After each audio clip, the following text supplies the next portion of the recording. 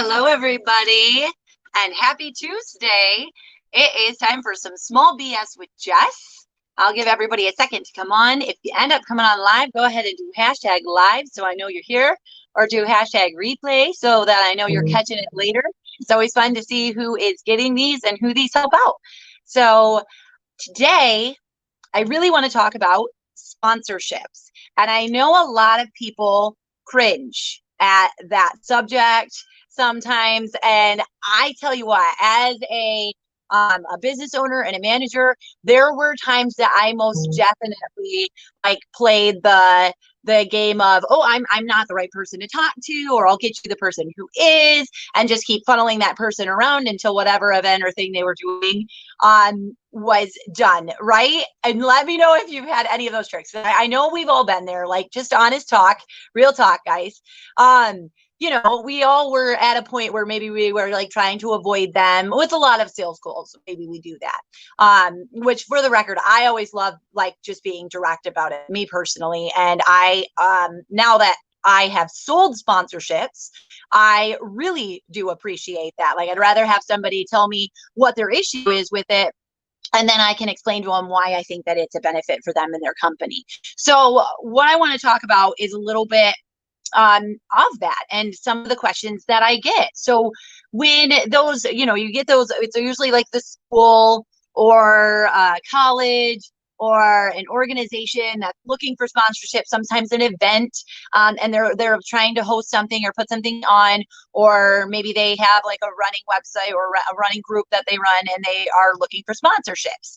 And the thing that you need to look into right away is start looking at what is included in those sponsorships. So is there banner placements on websites? Is there, access to groups? Is there printed, printed advertising and merchandising that's going to be done? And what are your costs involved in that? Do you only have the one-time sponsorship fee, or do you have to then create your banners, your ads? Are there radio ads that are going to be on, or TV commercials that are going to be on, and your name's going to be put up on those? All of those things you need to figure out what's in them, okay? Because most of the time, like I said, a sponsorship is where somebody is looking to run an event, or they're doing sports, or they just run an ongoing organization, and maybe they have ad placements on their websites or something like that. Kind of like influencers look for people to put on the tops of their things. Sponsorship is kind of like that, but only for people who are looking, it's usually community-based or community organized, although there are some really good ones online too. So when you get those calls, again, first thing you want to do is look at what's included, and then start looking at the value in those things. So if you've actually been purchasing marketing, or you're considering purchasing marketing again, maybe look into those and see what they have to offer. Are you thinking about doing radio, and then, hey, they're going to have this and they're going to offer you free radio time? Are you thinking about doing commercials, and then they have commercials in there? Have you looked at banner placement or billboard placement for ads, and you're wondering, how you're going to be able to afford it? Maybe look into a sponsorship and see if that's something that they add, because I guarantee you, more often than not, you're going to get it at an extremely discounted price, because they're probably already paying for the marketing and the merchandising for this event or for these sports or anything like that. So getting your name on it is really going to be cost effective for you and your business. Sorry if you can hear my kid in the background. I've got my oldest wrestling my youngest because, virtual working, right? So the other thing to look at really is it going to be worth it to you? And it's, again, is it going to be valuable for you? Is it in your target market or your target location? Because that is a big deal. Is it actually going to serve you and your business, or is it just another thing that you're going to place on your ad and say, hey, we sponsored this, we helped these people, we looked at this?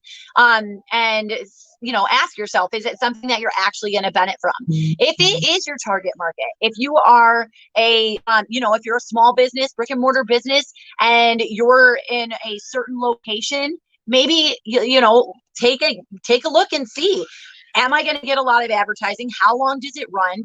How much would it normally cost me to do this? And then try it out. And then the next year, if they call you back, which I've totally done that. And I had, the next year they called me back and I was like, hey, you know what? We did it to help you out this year or last year, but I didn't see anything off of it. Right. I didn't get any activity or anything. So I really can't justify putting our marketing dollars into that. But then there were times where I was pleasantly surprised where I put it and we invested in a cheer group that was going to go to a competition. And before you knew it, they were heading to, regionals and states, and our name was on their stuff, and people were noticing and giving us calls just because they liked that we supported that group or that cause, especially when it was local. So I always say, just look at it and consider the pros and the cons. Think about whether or not it's going to work for you. And if you decide not to do it, then just be honest, tell them. But like I said, I used to always do that. We would pass the phone around and we would give it to them, and we would always try and figure out how to get out of this call or how to get these calls to stop coming. And then once I started actually looking into them and realizing the value that some of these actually carried, it was great. So, I mean, like I said, now that I'm in sponsorship sales and that I've dealt with them too, I think I realize some of the value where I'll see, sometimes those marketing costs are literally slashed to 3 or 4 times the amount of if you went out on your own, to a radio or TV company and did that yourself. So, sorry, I am dying. Oh, sorry. Okay. So, that's all I've got for you today. It was a really short one, but I wanted to cover it. I've got some good things coming up next week, and I'm going to continue to bring these on Tuesdays at 1 o'clock. It's just some small business strategies for small businesses, brick and mortar, entrepreneurs, solopreneurs, basically anybody who's looking to get ahead and you're struggling. We're in the middle of a pandemic, and sometimes this information is hard to find, or there's so much of it, it's hard to focus. So if you're looking for help with marketing, if you're looking for help with engagement, please go along my page, search these videos. I do them every Tuesday at 1. If you have suggestions or questions, leave a comment below, DM me, or email me. My email's been going across here the whole time. It's Jessie@wildjessie.com. And I'd love to help you out. But you guys have a beautiful Tuesday. I have to go tame a screaming baby and continue my workday. Have a good one.